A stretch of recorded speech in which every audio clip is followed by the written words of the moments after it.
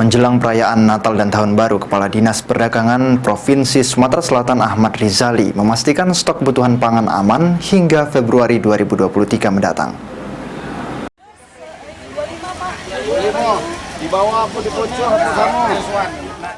Menjelang perayaan Natal dan Tahun Baru, Kepala Dinas Perdagangan Provinsi Sumatera Selatan Ahmad Rizali memastikan stok kebutuhan pangan aman hingga Februari 2023 mendatang.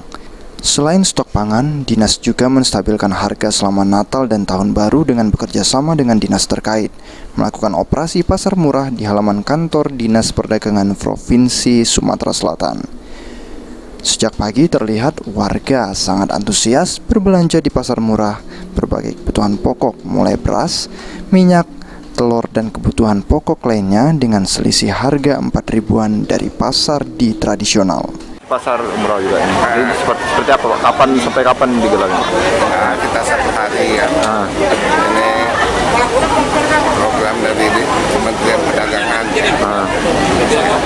Oke ya. Oke Pak, untuk harga jelang Natal ini Pak, seperti apa di Sumatera Selatan? Bagus lah, nggak terlalu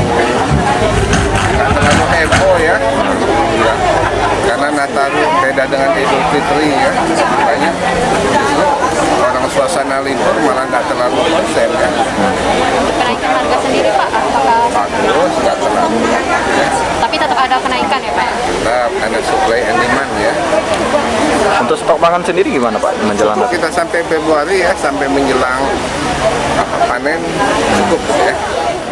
Dinas Perdagangan Provinsi Sumatera Selatan menghimbau kepada masyarakat untuk tidak panik berbelanja sesuai kebutuhan selama Natal dan Tahun Baru.